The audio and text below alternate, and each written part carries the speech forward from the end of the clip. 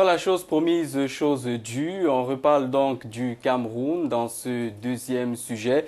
Depuis au moins 2011, le Cameroun, donc pays d'Afrique centrale, est confronté aux assauts répétés de la secte islamiste Boko Haram, notamment dans sa partie septentrionale.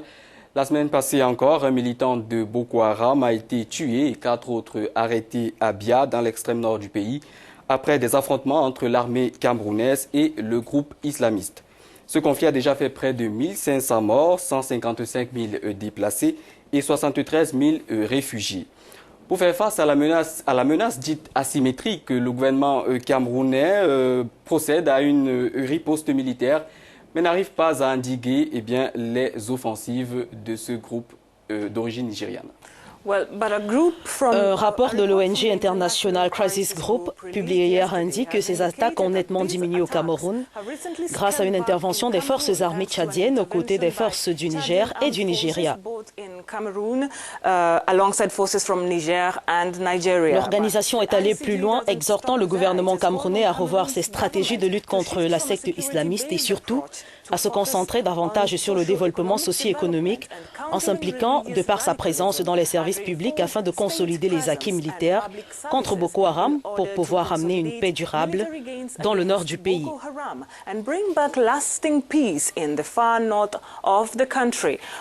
Pour en savoir plus sur ce rapport publié, nous sommes en ligne avec Hans de Marie Hangoup qui travaille pour International Crisis Group à Nairobi, au Kenya. Merci beaucoup d'avoir voulu répondre à nos questions. Nous venons de parler de certaines des recommandations faites par l'ONG pour améliorer la situation sécuritaire face à la menace de Boko Haram. Mais quelle autre solution avez-vous suggéré au Cameroun pour mieux s'attaquer à la secte?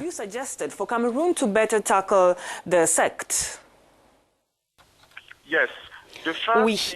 La première des choses que nous essayons de faire, c'est de travailler sur la façon d'améliorer la réponse militaire, c'est-à-dire améliorer la coopération militaire, la collecte et le partage des renseignements entre les partenaires régionaux, que sont le Cameroun, le Tchad, le Niger et le Nigeria.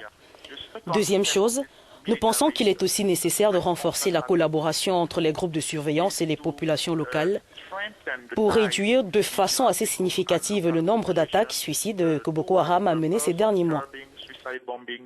And the low-level intensity attacks that Boko Haram have gathered and conducted the last 6 months in the Far North region.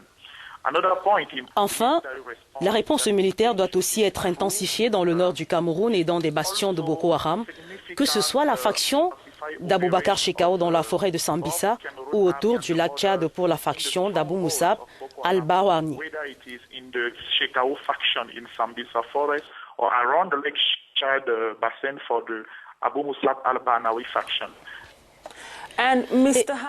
Monsieur Hans, combien de temps peut durer ce type de guerre et y a-t-il une possibilité pour le Cameroun de faire la paix avec Boko Haram?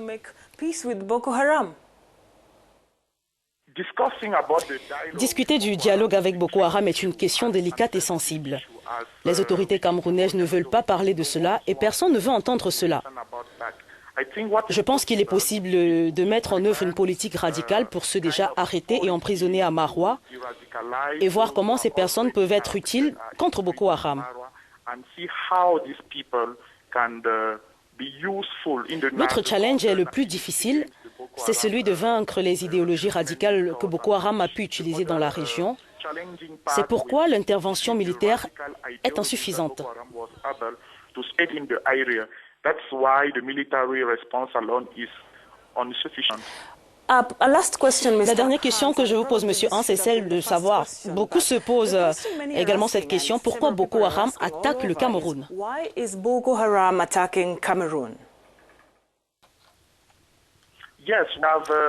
Oui, nous avons sérieusement enquêté sur cette question et la réponse initiale est que Boko Haram ne prévoyait pas d'utiliser le Cameroun comme une zone d'attaque.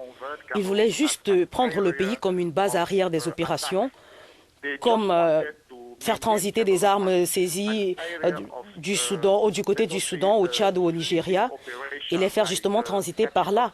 C'est quand le Cameroun a commencé à démanteler les caches d'armes de Boko Haram et arrêter certains des membres que la secte Boko Haram a commencé à menacer, déclarant la guerre au pays si les leurs étaient continuellement arrêtés et pourchassés. that Boko Haram starting releasing letters threatening Cameroonian authorities to not touch the people. If not, they will propagate the war in Cameroon.